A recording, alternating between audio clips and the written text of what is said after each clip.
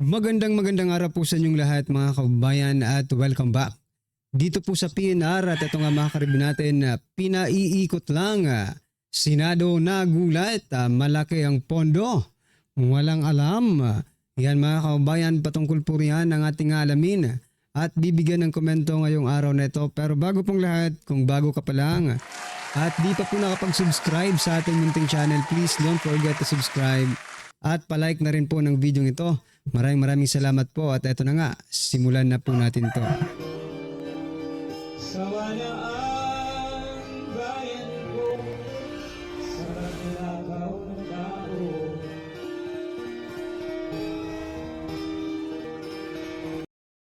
So yan mga kaubayan, eto pasadahan po muna natin itong mga nagtetrending at mga nagbabagang balita dito po sa mundo ng social media.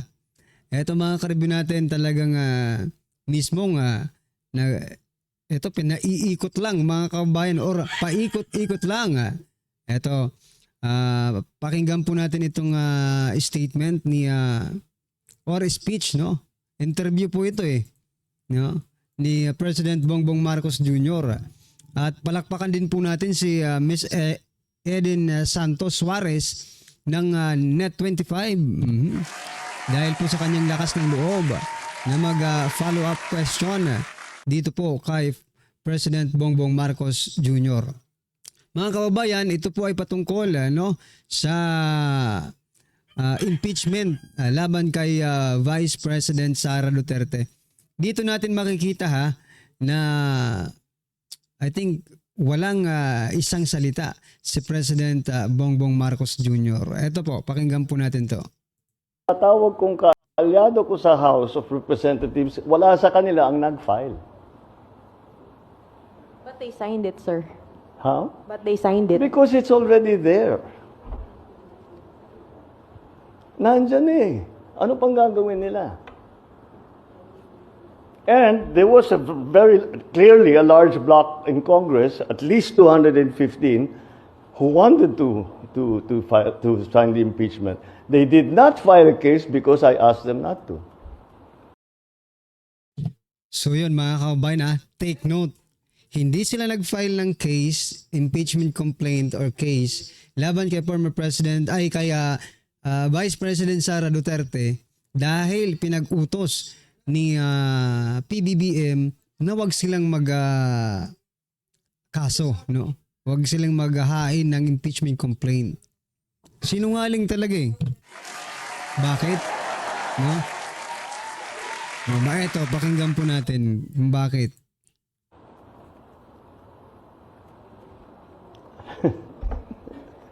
Paikot-ikot na tayo. Oo nga paikot-ikot lang tayo mga kababayan kasi pinaiikot-ikot nyo lang kaming mga ordinaryong Pilipino, no? Pero kahit anong paikot-ikot nyo sa amin, we know what's going on, no? I'm sorry? Mr. President, did you not ask them not to sign the impeachment complaint? Since sabi niyo po na napakiusapan niyo sila. Nobody filed. None of the members of the parties that we are in alliance with filed an impeachment complaint. Yes po, sabi niyo napakiusapan niyo sila na wag mag-file kaya wala pong nag-file na kaalyado ninyo.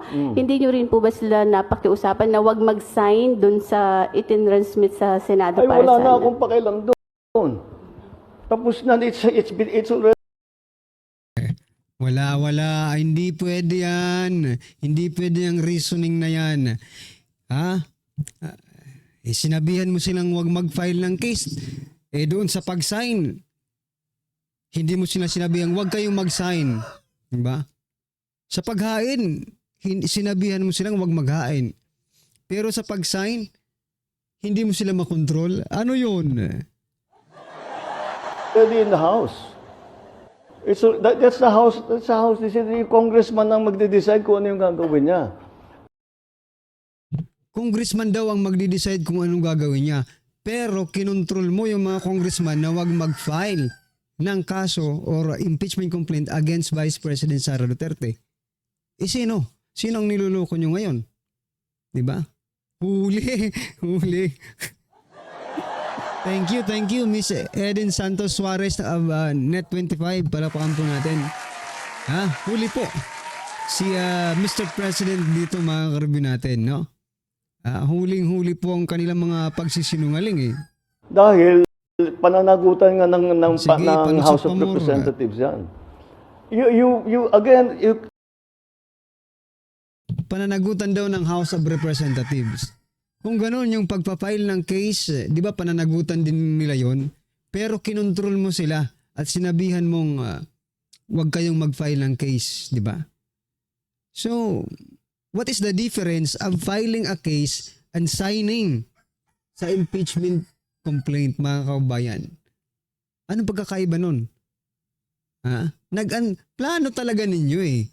Iba lang ang pinagawa ninyo ng impeachment complaint, pero sa pag-sign, plano na yan, nakaplano na. you keep this constant implication that I am somehow giving instructions and making utos do this and do that and do that. That's not the case at all. That's not how it works. That's how it works. You are the president. Talagang utos ka lang ng utos. Bakit? Ikaw ba ang gumagawa? Diba? For example, sa Department of Finance, Department of Agriculture, ikaw ba ang gumagawa? Hindi. Kasi talagang ng presidente, utos lang yan ng utos eh. You are the president. Wag mo. I also became a president, mga kabayan, nung college, no? So, I know how it works at talagang utos ka lang ng utos. But in terms of decision making, you have a very, very, very large part of it, no? Kaya, kayo, diba?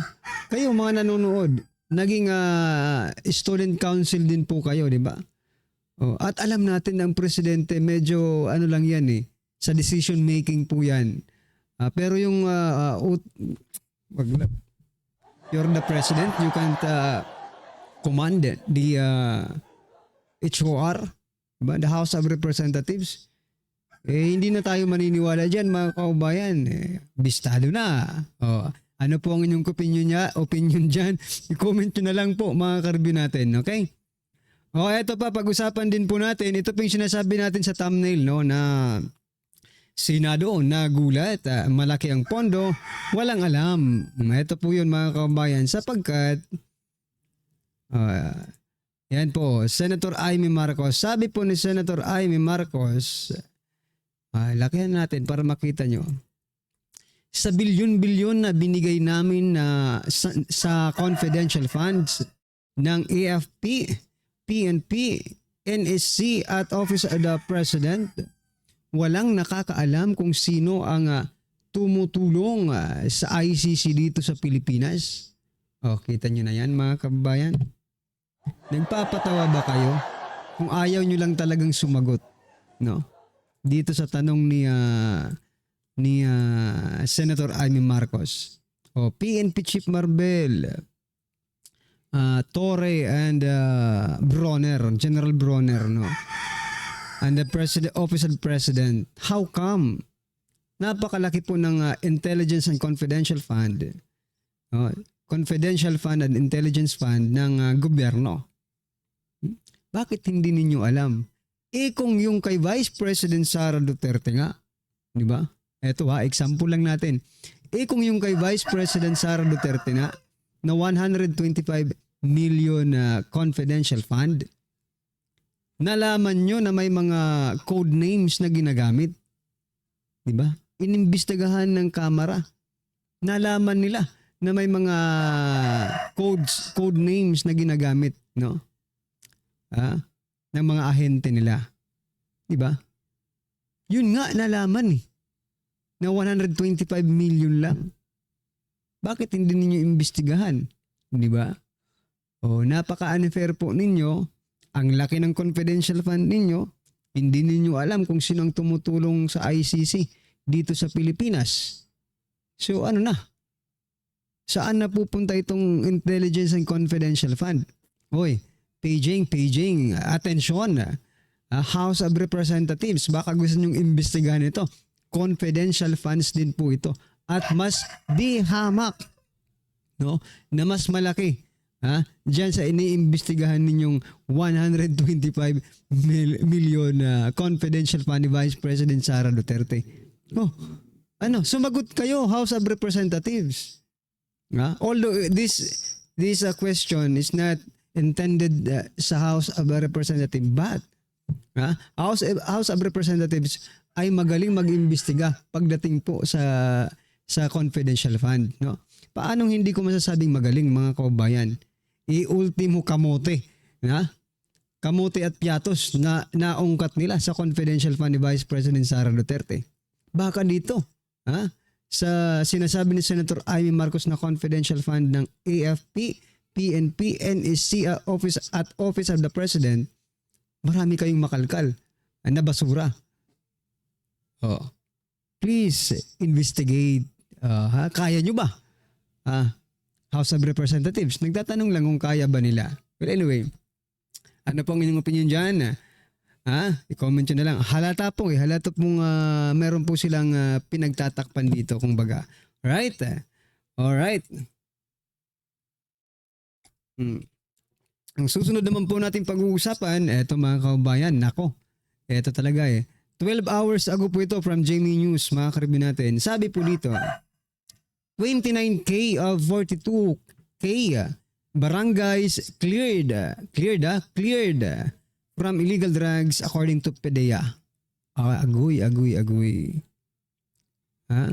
Sabi po dito, a total of, sa news po ng Jamie News, 12 hours ago, a total of 29,390 out of 42,002 barangays in the country were cleared from illegal drugs according to the Philippine Drug Enforcement Agency or PDEA on Friday. Kahapon po yan. In the press conference, sabi po ng PDEA Director General Isagani Neres, shared the accomplishment of the agency, including the number of barangays that were declared as drug cleared. Unbelievable. Drug cleared barangays are classified as previously drug affected, subjected to barangay drug clearing program, and declared cleared. Yan mga kababayan, no? Ano ba ito? Anyway, sila pong may data, no? And we don't know if that data really reflects, no? I don't want to question their data kasi sino ba tayo? Tayo nga wala tayong data and we are just relying to whatever their data is, di ba? So mga kababayan, ang tanong na lang dito, totoo ba? Kasi parang hindi naman mas lalong dumami yata ngayon yung mga addictus no? Anyway, saan kaya sila sabagay, dito sa Pilipinas yan mga kababayan lang naman sa Mars, no? Sa Mars sila kumuha ng data or sa some country, di ba? Dito yan sa Pilipinas and it's nasa atin na po yun, mga karabin natin. If we believe it or not, nasa atin na po yun. But they cannot, no? Force us to believe. Yung sinasabi nilang 29K barangays are cleared, no? So, not unless, no? Kung meron talaga, for example, pangalanan nila yung mga barangay tapos mayroon mag-comment dito na, oy, hindi naman sa amin no? Pero dito talaga sa amin, hindi I think, no? Walang barangay dito sa city namin na cleared from, maliban na lang siguro, yung mga bukid, yung mga nasa bukid na, di ba? Even nasa bukid nga, meron pa rin di ba? Meron pa rin. I don't believe this news na ito. Ewan ko lang sa inyo pero ako, opinion ko lang based on my experience dito sa amin talagang marami pa rin mga karibyo natin no? Alright. Ano pong inyong opinion dyan? Sa inyo ba? Ganun rin? Okay, eto po. Ito naman po ang pag-usapan natin kasi itong mga banyaga, nakikialam na talaga sa ano natin eh. No? Ito, basahin ko po muna tapos bigyan natin ng reaction to. Sabi po dito sa News 5, isa sa 3 account sa X na nagpo-post tungkol sa pag-aresto kay Duterte, piki. Ayon po yan sa pag-aaral. Ito po ang balita, mga kabayan. News 5, 13 hours ago. Grabe talaga to eh. Peke ang nasa isa sa 3 accounts na nagpo-post sa social media platform na X, yung Twitter, no? Tungkol sa pag-aresto kay dating Pangulong Rodrigo Duterte ayon sa pag-aaral ng isang tech firm. Based sa analysis ng Quiabra na ibinahagi sa Reuters, karamihan sa naturang accounts ay nagpapahayag ng suporta kay Duterte at binabatikos ang International Criminal Court na nag-issue ng arrest warrant sa dating Pangulo. Nako. Dagdag ng kumpanya, bukod sa mahirap makilala ang peking account, kita nyo, nahirapan silang makilala ang peking account, but they come up to the figure that 1 of 3 accounts is fake. Nako naman talaga, oo. So, this is not, reliable source din, mga kabayan, na kumpanyang ito, no? So, sabi po dito, what we found in the Philippines isn't just disinformation spike. It's digital warfare. Sabi ng Chief Executive ng Quiabra na si Dan Brahami. This fake network didn't just show up. They shaped the conversation. Ito lang ang whatever ang content ng news na ito. Ang gusto ko lang i-point out dito, bakit kayong mga banyaga, bakit kayo nakikialam, no? Dito sa Pilipinas. Wala ba kayong bansang, bakit sa mga bansa ba ninyo walang mga peking account? Tanong lang. Mas marami pa nga yatang peking account na mga social media accounts dyan sa inyo kung saan man kayo, di ba? Bakit kayo nakikialam sa Pilipinas? Ibig bang sabihin ninyo, you have to i-suspend itong mga account na ito? Suspindihin itong mga account na ito para ano? Mawawala po ang demokrasya kapag sinuspend nyo yung mga account na yan because of posting, no? Supporting former President Duterte. Mga kabayan, anong pakialam ninyo? Kayong mga hinayuta, kayong mga puti kayo? Dito sa Pilipinas. Mind your own business. Diba? Mind your own business, mga kabayan. Grabe naman kayo. Pati mga social media account dito sa Pilipinas, tinatrack ninyo. Nasaan na po ang aming kalayaan? No? Sabihin na natin mga peke yan, mga karbi natin. Diba? What I'm trying to point out, mga kababayan, huwag silang makialam sa Pilipinas. Kung ano man ang nangyayari sa Pilipinas, Pilipino ang magsusolve. Hindi ito mga banyagang ito. Bakit? Dahil tinitira ang ICC? Kaya kayo naglabas nito? Reuters? Diba? Dahil ba tinitira ang ICC? Kaya naglabas kayo ng ganitong balita na marami ang fake account dito sa Pilipinas? Well, visit, no? Bisitahin nyo po yung account ng First Lady ng Pilipinas. You will see who are commenting there, mga karbi natin, di ba? So, hindi lang po ang mga sumusuporta kay former president. Mas malala ang sumusuporta sa administrasyon. Yan ang totoo. Di ba? Hindi nyo kasi puro kayo Duterte. Tinidira yung Duterte. Itong ano ba ito? Sino kaya ang nag-ano nito? Sino kaya nag-commission, di ba? Dito sa Quiabra na ito, no? Anyway, ano pong opinion nyo dyan, mga kaubayan? Talagang nakakainit ng ulo, no? Okay, last po natin pag-uusapan. Eto, grabe. Titistigo agad matapos mabaril, mga kaubayan. Ito ang balita, no? Hinggil sa, eto, lakihan natin kasi hindi ko makita yung letra. Ito po si si Kerwin Espinosa, yung self-confessed na drug lord, mga kaubayan. Sabi po dito, sabi po, hinggil sa kanya raw pagtistigo sa ICC hinggil sa war on drugs sa Pilipinas. Sabi po ito, sa ngayon, sa nangyari sa akin, handang-handa na akong tumistigo. Kahit na anong mangyari, lalo na para mabigyan ng hustisya ang aking ama na pinatay sa loob ng selda na walang kalaban-laban.